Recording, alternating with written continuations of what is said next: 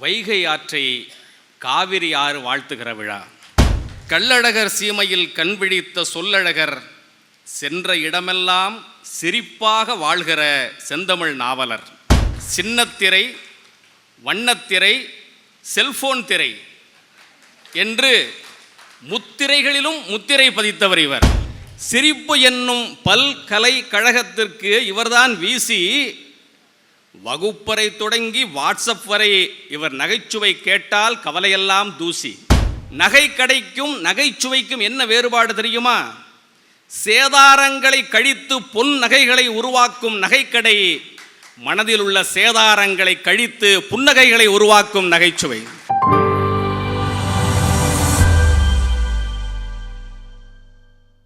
வாழ்த்து கவிதை வழங்க வருகிறார் தஞ்சை இனியன் அவர்கள். இனிக்கும் கவிதை இவர் பாடுவதால் பிறக்கும் போதே இனியனாகவே பிறந்தார். தஞ்சை நெற்களஞ்சியம், இவர் ஒரு சொற்களஞ்சியம். குதிக்கும் போது கூட இவர் தை தை என்று குதிக்க மாட்டார், கவிதை தை என்றே குதிப்பார். இப்போது வாழ்த்து கவிதை வடிப்பார். ஆளுமைகளுடைய உரைகளுக்கு நடுவே ஒரு சில நிமிடங்கள் கவிதைகளை வாசிப்பதற்கான வாய்ப்பை வழங்கிய திரு சிவகுருநாதன் அவர்களுக்கு என்னுடைய நன்றி. இந்த விழா வைகை ஆற்றை காவிரி ஆறு வாழ்த்துகிற விழா.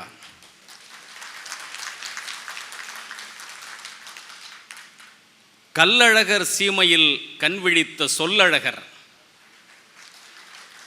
கள்ளழகர் சீமையில் கண்விழித்த சொல்லழகர் சென்ற இடமெல்லாம் சிரிப்பாக வாழ்கிற செந்தமிழ் நாவலர். ஒரு கல்லூரி பேராசிரியராக தொழில் வாழ்வை தொடங்கி பட்டிமன்ற நடுவராக, இலக்கிய தன்னம்பிக்கை பேச்சாளராக, தலைசிறந்த கல்வியாளராக, 20க்கும் மேற்பட்ட நூல்களின் ஆசிரியராக, ஆன்ற புலமையால் 500க்கும் மேற்பட்ட தமிழ்முறை திருமணங்கள் நடத்தி வைத்த சாதனையாளராக, சின்னத்திரை, வண்ணத்திரை, செல்போன் திரை என்று முத்திரைகளிலும் முத்திரை பதித்தவர் இவர். உரை உலகம் தொடங்கி திரை உலகம் வரை நாளும் நகைச்சுவையால் தமிழ் வளர்க்கும் ஞானசம்பந்தம் அவர்களுக்கு பாராட்டு விழா. அன்று பதிகம் பாடிய திருஞான சம்பந்தருக்கு பொன் தாளம் தந்தானாம் சிவன். அன்று பதிகம் பாடிய திருஞான சம்பந்தருக்கு பொன் தாளம் கொடுத்தானாம் சிவன். இன்று நம் ஞான சம்பந்தரின் தமிழுக்கு தினமும் தமிழர்கள் கைத்தட்டல் எனும் கைத்தாளங்களை தந்து கொண்டே இருக்கிறார்கள்.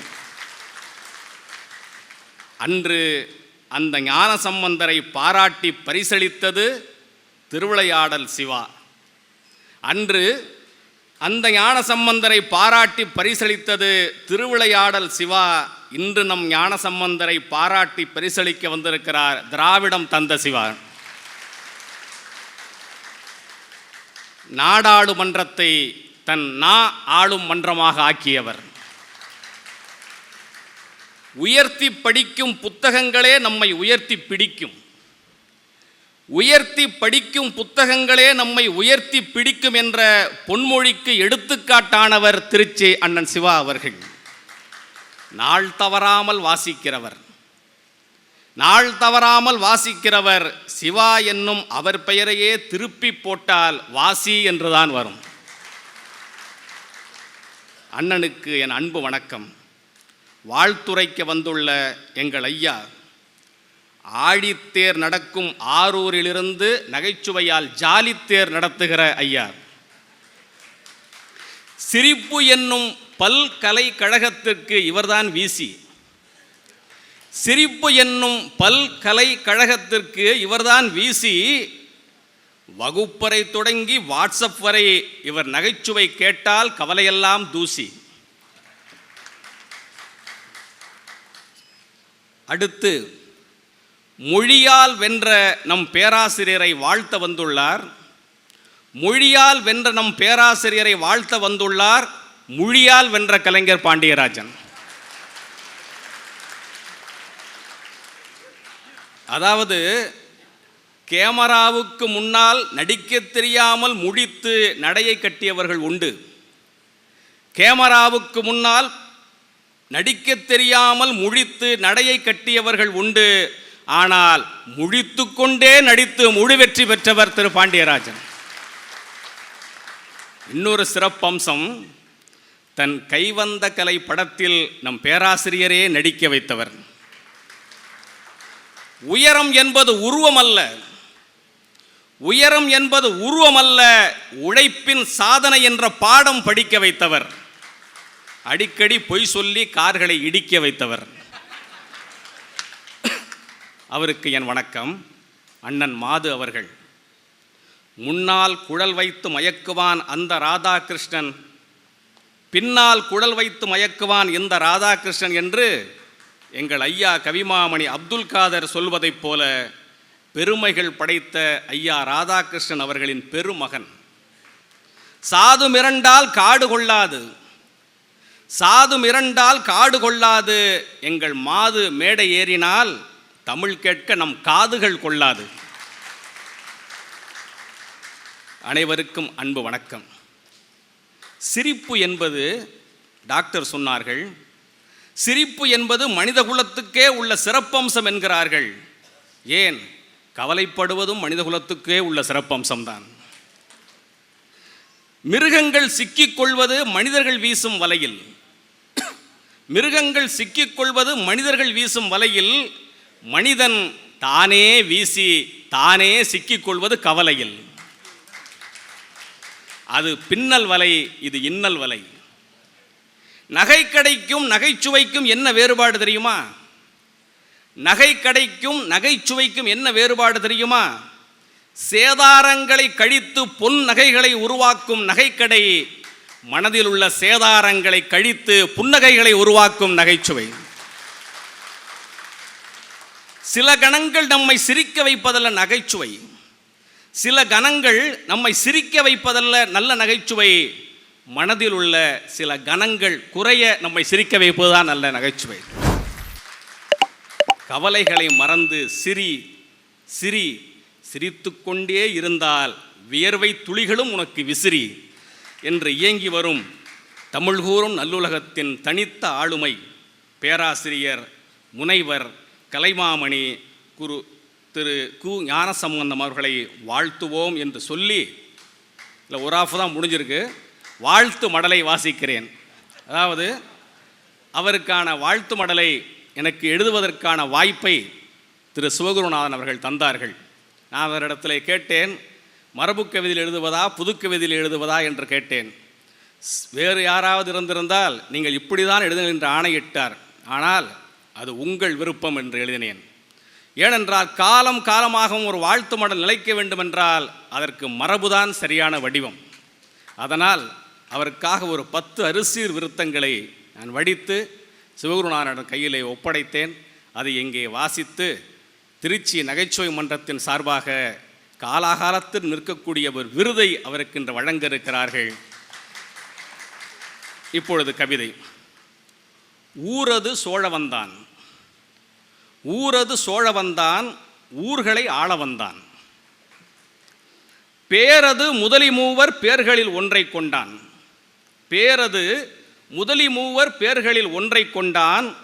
பாரது வியக்கும் வண்ணம் பாங்கரி பேச்சுக்காரன், பாரது வியக்கும் வண்ணம் பாங்கரி பேச்சுக்காரன் யாரது என்று கேட்டால் ஞம்ஞான சம்பந்தம் என்பேன்.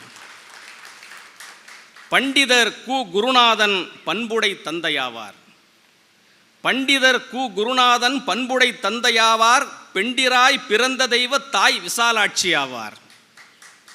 தண்டமிழ் அறிஞரான தவ ஆறுமுக நாவலர்தான், தண்டமிழ் அறிஞரான தவ ஆறுமுக நாவலர்தான் கண்டதும் பெயரை இட்டார் ஞான சம்பந்தன் என்று. ஐயாவுக்கு பேர் வச்சதே ஆறுமுக நாவலர். இலக்கணம் தந்தார், தந்தை இலக்கியம் தந்தார். தீதை துலக்கிடும் திருமுறைகள், தூமணி பாசுரங்கள், சிலப்பதிகாரம், வெள்ளி செய்யுட்கள் எல்லாம் வற்றா நிலத்தடி நீராய் நெஞ்சில் நிலவிடச் செய்தார் தந்தை. மல்லிகை மணக்கும் பூமி மதுரை மீனாட்சி சாமி, மல்லிகை மணக்கும் பூமி மதுரை மீன் ஆட்சி சாமி பல்லியம் முழங்கச் சொக்கன் பார்க்கிற சீமை ஆங்கே நல்லிசை தியாகராயர் கல்லூரி மாணவர், பின்பு சொல்லி தமிழ் நடத்தும் பேராசிரியராயும் ஆனவர். வகுப்புகள் நடத்தும் போது வைகையின் வெள்ளம் பாயும், வகுப்புகள் நடத்தும் போது வைகையின் வெள்ளம் பாயும், நகுதலும் மிகுதலுமாக நகைச்சுவை கீற்று வேயும், தகுதிகள் படைத்த பேச்சை தமிழக இரவுகள் கேட்கும், தகுதிகள் படைத்த பேச்சை தமிழக இரவுகள் கேட்கும், மகுடியின் முன்னே மயங்க மானுடச் செவிகள் வேட்கும், வயிறுகள் குலுங்கும் கூட்ட வரிசைகள் குலுங்கும், வயிறுகள் குலுங்கும் கூட்ட வரிசைகள் குலுங்கும், ஆழ்ந்த துயிலிலே நினைத்து பார்த்து தோள்களும் குலுங்கும், உள்ள செயிரினை தீர்க்கும் ஐயா சிரிப்புரை கேட்கும் போது உயிரினில் ஊறும் கேணி எண்ணங்கள் ஏறும் ஏணி. பன்முகக் கலைஞர், பட்டி மண்டப நடுவர், முத்து பொன்முகம் சிரிக்க பேசும் புன்னகை நடிகர், கற்ற தன் தமிழ் புலமை கொண்டு தமிழ்முறை திருமணங்கள் நன்முகத்தோடு மண்ணில் நடத்திடும் பண்பாட்டாளர். அறுசுவையாலே மனித வயிறுகள் நிறையும், அறுசுவையாலே மனித வயிறுகள் நிறையும், நல்ல நகைச்சுவையாலே மனித மனதுகள் நிறையும். கொல்லும் பகைச்சுவை எண்ணம் கொண்ட பாதக நெஞ்சும் மாறும், வகைச்சுவை தமிழால் வாழ்வை வளப்படுத்தும் வள்ளல். பேச்சுக்கலை வரலாற்றில் நம் பேராசிரியர் ஓர் ஸ்மைல் கல், பேச்சுக்கலை வரலாற்றில் நம் பேராசிரியர் ஓர் ஸ்மைல் கல், கூச்சலின் புடுக்கம் போக்க கூடிய தென்றல் என்றே பூச்சரம் தொடுப்பார், மக்கள் புகழாரம் கொடுப்பார், வார்த்தை வீச்சினில் வெல்லும் வேந்தர் வீடுகள்லாம் வாழ்கின்றார்.